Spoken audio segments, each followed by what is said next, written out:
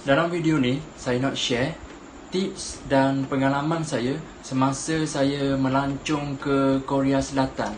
Saya juga share di mana tempat-tempat yang menarik yang kita boleh lawati di Korea Selatan, macam mana cara nak masuk, berapa harga tiket, serta masalah-masalah yang dihadapi ketika di Korea Selatan. Dan betul ke rakyat Malaysia dia ada masalah dengan immigration di Korea Selatan?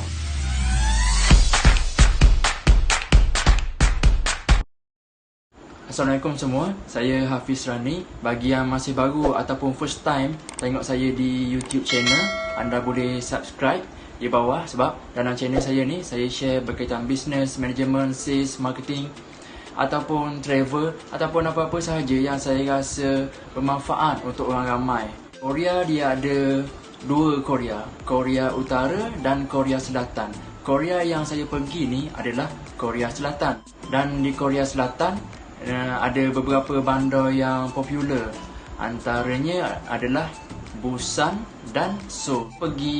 Saya pergi ke bandar Seoul ni pada 19 hingga 23 Februari 2020 sebelum dunia dilanda COVID-19. Bahagian awal video ni saya fokus untuk berkongsi apa persiapan yang perlu kita lakukan sebelum pergi ke Korea. Persiapan kita untuk pergi ke Korea akan jadi lebih mudah selepas kita decide nak pergi pada musim apa. Sebab Korea dia ada 4 musim, musim luruh, musim sejuk, musim bunga dan musim panas. Musim luruh di Korea dia bermula dari bulan 9 hingga bulan 11. Lepas tu akan bermula musim sejuk, iaitu dari bulan 12 hingga bulan 2.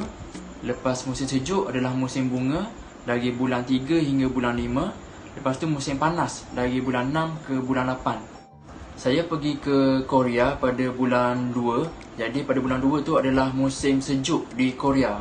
Purata sejak 30 tahun lepas, musim sejuk di Korea ni suhu dia adalah negatif 2 darjah Celsius. Purata sejak 30 tahun lepas. Jadi nak pergi ke Korea pada musim sejuk, kita kena prepare jaket. Saya beli 2 helai jaket yang tebal.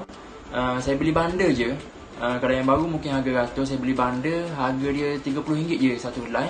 Selain tu, antara barang yang wajib kita beli untuk elokkan cuaca sejuk melampau di Korea ni adalah glove. Kita kena beli glove. Glove ni murah je, beli di Decathlon. Glove ni tips dia, beli glove yang kita boleh touchscreen, yang kita boleh main phone. Tak perlulah kita nak main phone, tak perlu nak buka glove tu. Jadi beli glove yang boleh touchscreen. Lain glove, benda yang wajib kita beli adalah hand warmer. Hand warmer ni berfungsi untuk memanaskan kita punya tangan. Hand warmer ni kita boleh pegang dekat tangan ataupun kita boleh letak dalam poket untuk memanaskan kita punya tangan ataupun baju kita, membuatkan kita rasa lebih selesa kalau pergi ke Korea pada musim sejuk. Sebab jangan acah-acah tahan sejuk ke apa ke, nanti sampai kat Korea kita minta dengan orang dah menyusahkan orang. Jadi bagus beli awal-awal hand warmer. Lagi barang yang wajib beli sebelum pergi Korea pada musim sejuk adalah nama dia heattech. Heattech ni kita pakai macam baju dalam kita. Kita pakai heattech dulu, lepas tu baru kita pakai baju. Dia berfungsi untuk menyerap haba supaya kita jadi selesa, tidaklah terlalu sejuk. Ini harga dia 30 ke 50 ringgit. Boleh beli di Shopee ada, Lazada ada, Uniqlo ada, di Decathlon pun ada. Tapi saya suggest heattech, glove dan hand warmer boleh beli di Decathlon je, senang. Lagi benda yang penting ketika kita pergi melancong, ketika kita pergi travel adalah internet. Nak internet kita kena ada SIM card. Jadi sebelum pergi ke Korea, beli dulu SIM card. SIM card untuk pergi travel. SIM card ni boleh beli di Shopee. Murah je, dalam RM30. RM30 tu kita dah boleh dapat internet yang unlimited. Dengan internet tu kita boleh share pada 2-3 orang. Kita boleh hotspot pada 2-3 orang. Jadi mungkin kalau kita share 3 orang, harga SIM card tu 30, seorang RM10 je, murah. Tak perlu beli yang ada call pun, beli yang unlimited internet pun dah cukup dah. Didapati di Shopee, ataupun kalau kita tak beli di Shopee, kita boleh beli SIM card ni selepas kita sampai di Korea. Di airport dia ada jual SIM card. Selain tu di kedai-kedai Korea pun ada banyak jual SIM card. Kalau masa di Malaysia kita tak beli SIM card, kita juga boleh beli SIM card ni ketika kita sampai di Korea. Sebab di airport dia pun ada jual SIM card, ataupun kita boleh beli di mana-mana kedai CU pun ada. Satu lagi kita kena beli adalah Universal Travel Adapter untuk kita charge kita punya phone, laptop, power bank ataupun apa-apa je. Sebabnya kita punya plug di Malaysia kepada dia petak macam ni. Plug di Korea dia kepada dia lain, kepada dia bulat, jadi tak boleh masuk dengan kita punya plug. Jadi kena beli Universal Travel Adapter. Ni dia punya Universal Travel Adapter. Boleh sambung dengan macam-macam kepala.